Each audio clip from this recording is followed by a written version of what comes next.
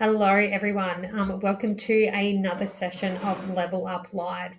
So, this is all about where clarity creates confidence. And what that means is the more you understand about your training and nutrition, the more confident you are in delivering, the more confident you are in executing that.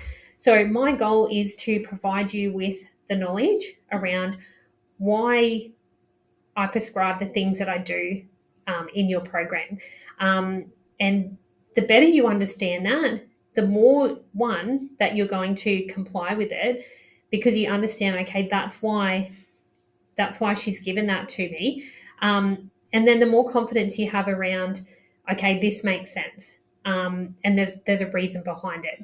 So I often get asked, what is progressive overload? Because I talk about progressive overload quite a bit with my clients.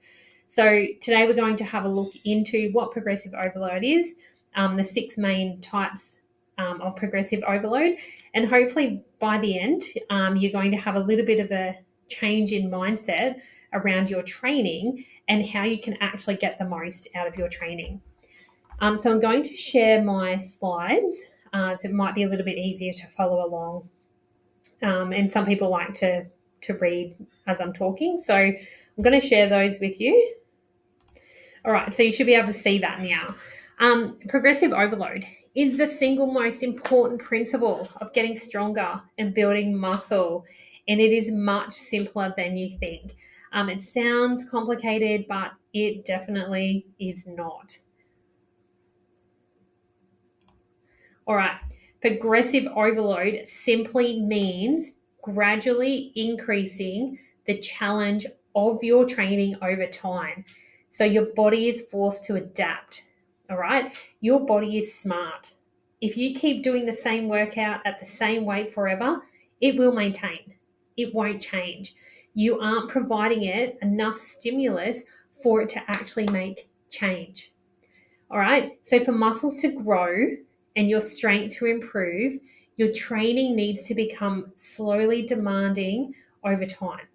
Okay, it needs to become more demanding over time. So it signals to the body, hey, we need to change.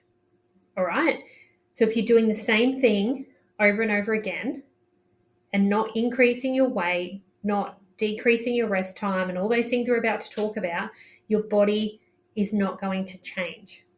All right, so that's why you can see some people go to the gym for 5-10 years and they don't look any different, is because their training has not created enough stimulus in their muscles for it to change.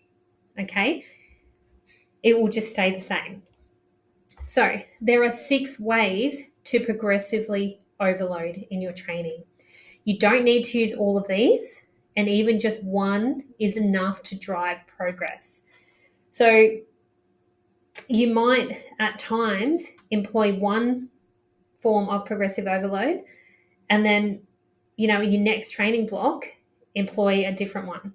But this is why you have a coach, because your coach factors in different ways of progressively overloading your training, and it's done in a way that most of the time you don't even know, but this is here so you can understand some of the things that that I do and that other coaches do.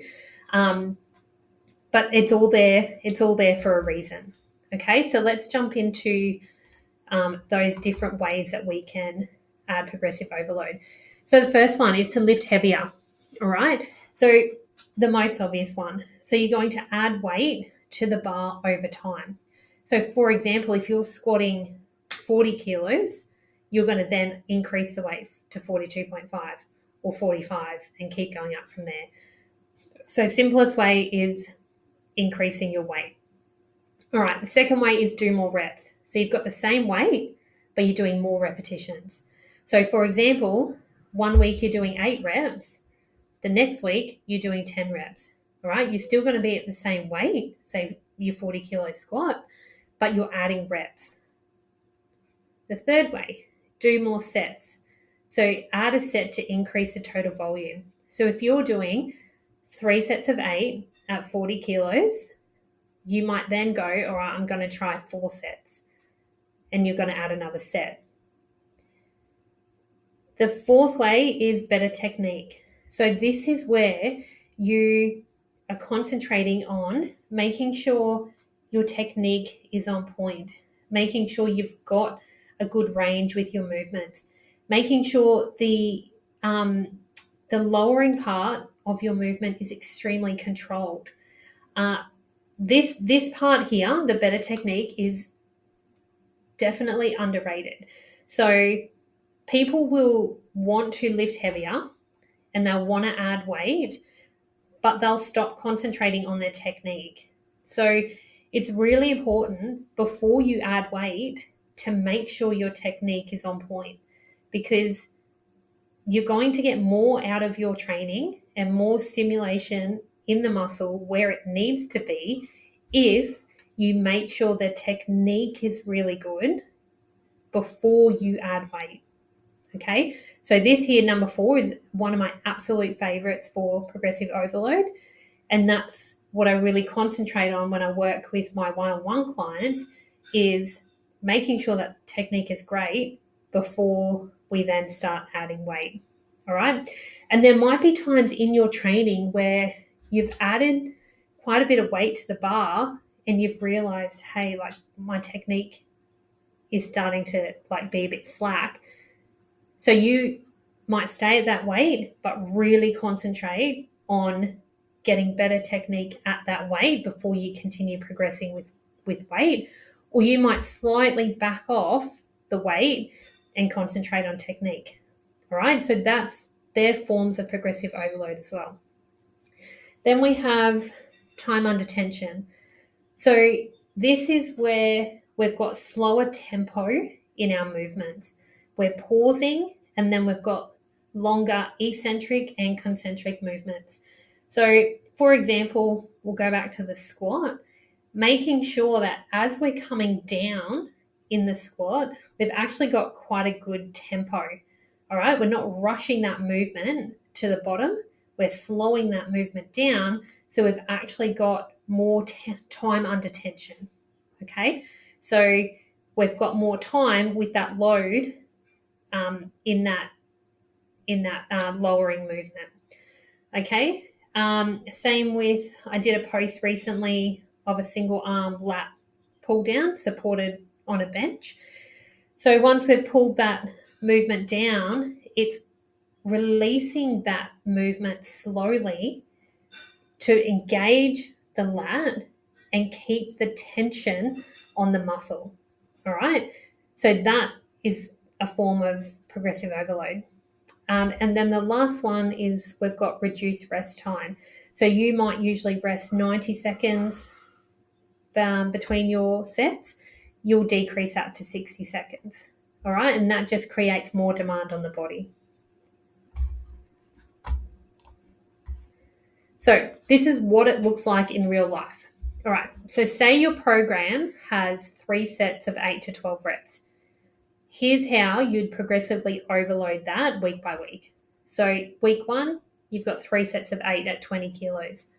Week 2, 3 sets of 10 at 20 kilos. Week 3, 3 sets of 12 at 20 kilos. And then week 4, you've got 3 sets of 8 at 22.5 kilos. All right, so what this does is it's small, consistent steps over time. You might get to the point where, say, week 2, you're at 3 sets of 10. Week 3, you can't quite get 3 sets of 12. You might get 1 set of 12 and 3 sets of 10. What you would do in that instance is the following week, you would try to get your 3 sets of 12 again. All right, so you don't increase your weight until you get your sets at whatever rep desire you have. Okay, so that's what your coach will program for you. But in this instance, it's going 8, 10, 12. So once you've hit that 3 sets of 12 at 20 kilos, that's when you'd increase the weight. If it takes you a few weeks to get that, that's okay.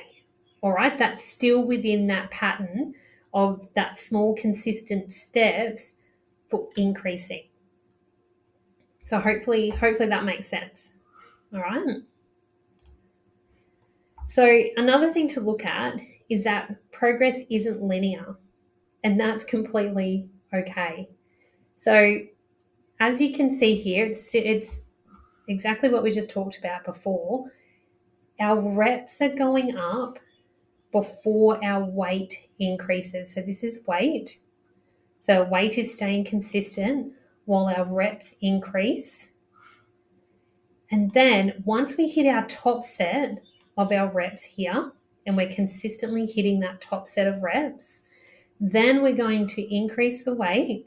Here we are, increase the weight and taper our reps back down until we then build our reps back up at that consistent weight. All right. So this progression is one of the most reliable tools for consistent gains.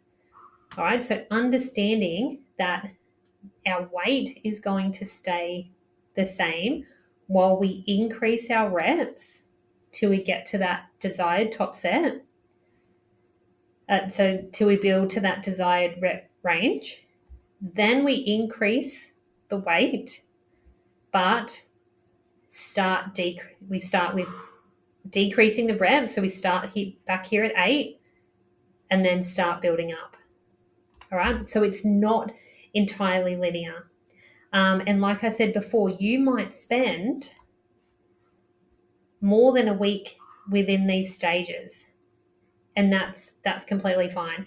Each exercise is slightly different with how you're going to progress. Some exercises are easier to progress up in reps and weight, others not so much. But that's where your coach comes into play with designing a program that that factors that in. So the biggest thing is consistency over perfection. So not every session you're going to hit a PB. All right, so that progress can actually take weeks and months. And that's the point that matters, is that small repeated increases actually compound into dramatic results.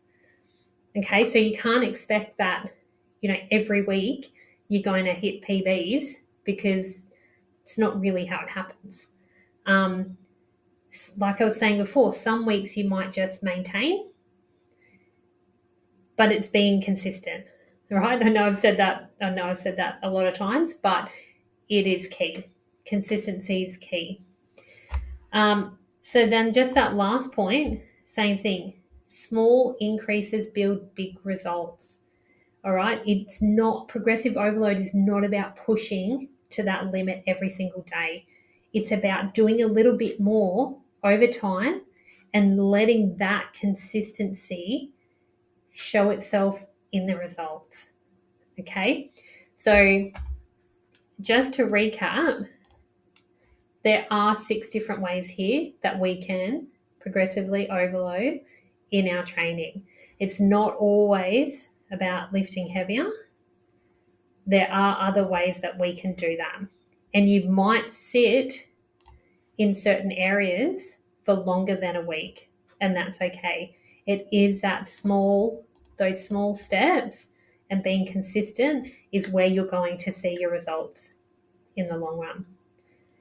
If you have any more questions about this topic, shoot me a message.